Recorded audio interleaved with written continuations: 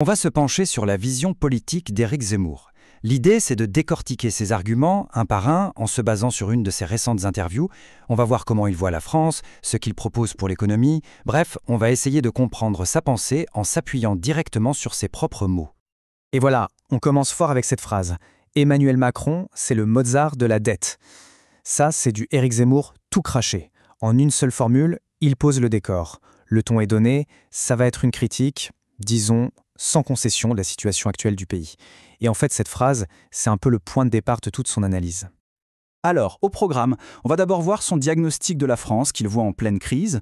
Ensuite, on parlera de sa grande idée, l'union des droites. Après ça, on se penchera sur les chiffres avec son plan à 63 milliards.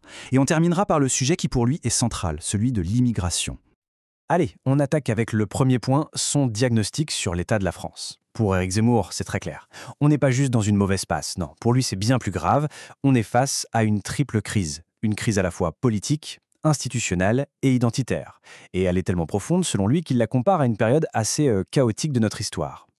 Et cette période, c'est la 4e République. Alors, pourquoi cette référence? Ce n'est pas un hasard, évidemment. Quand il parle de la 4e République, il veut tout de suite faire penser à une chose: l'impuissance, une période de gouvernement qui tombe tout le temps, de blocage, de jeu de parti, bref, le chaos politique. Et le message qu'il veut faire passer, c'est que selon lui, on y est retourné, que le système d'aujourd'hui est tout aussi paralysé. Alors, d'où vient cette crise selon lui? Il identifie 3 causes principales. La première, c'est une cause politique. Il remonte aux années 80, quand la droite traditionnelle a refusé de s'allier avec l'extrême droite. Pour lui, c'est là qu'elle a commencé à dériver vers le centre. Deuxième cause, un basculement démographique. Il parle de l'immigration qui, d'après lui, a complètement changé la nature du débat public, passant du social à l'identitaire. Et enfin, troisième point, ce qu'il appelle le pouvoir des juges. Il vise directement le Conseil constitutionnel, qu'il accuse de passer au-dessus de la volonté du peuple. Ok, donc le diagnostic est posé, il est plutôt sombre. Mais alors, quelle est la solution qu'il propose? Eh bien, sa réponse, elle est avant tout politique. C'est son grand projet, son obsession même, l'union des droites. Voyons un peu comment il imagine pouvoir rassembler ce camp qu'il décrit comme totalement éclaté. Et pour faire passer son idée, il se positionne très clairement par rapport à sa principale rivale, Marine Le Pen. D'un côté, il y a lui, il se qualifie de radical dans le sens où il veut aller à la racine des problèmes. De l'autre côté, il la décrit elle comme étant socialiste sur l'économie et timorée sur l'islamisation. Mais la vraie différence, le point de rupture fondamental, c'est la stratégie. Lui veut cette fameuse union des droites, alors qu'elle, historiquement, s'y est toujours opposée.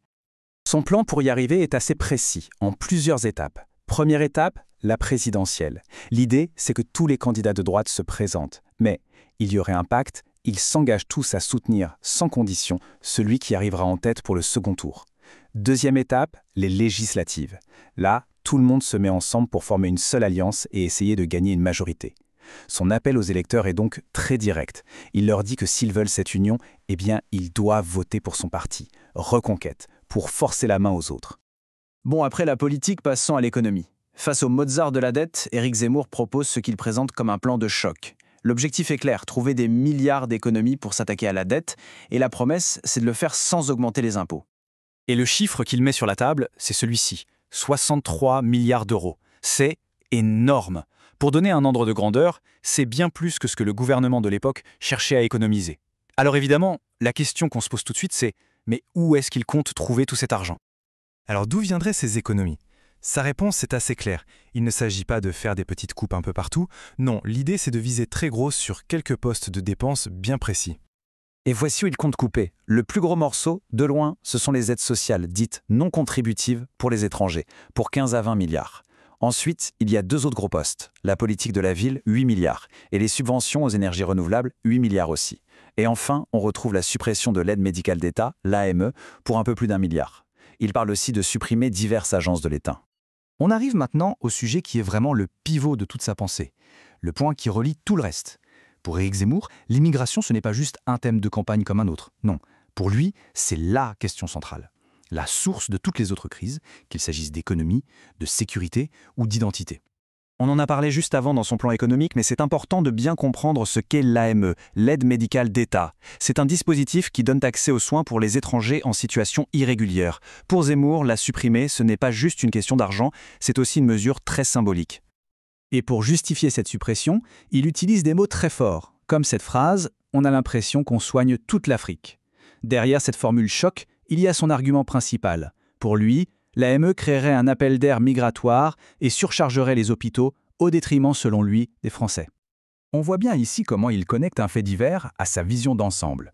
Sur une attaque au couteau par exemple, il ne parle pas de terrorisme ou de problèmes psychiatriques. Il utilise le mot djihadisme.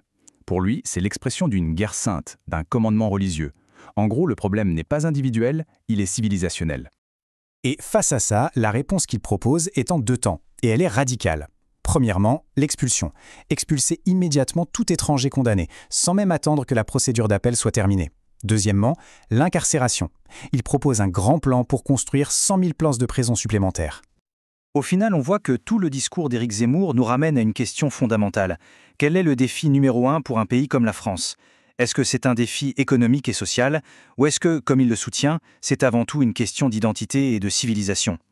C'est en posant la question comme ça qu'il articule toute sa pensée et son projet politique.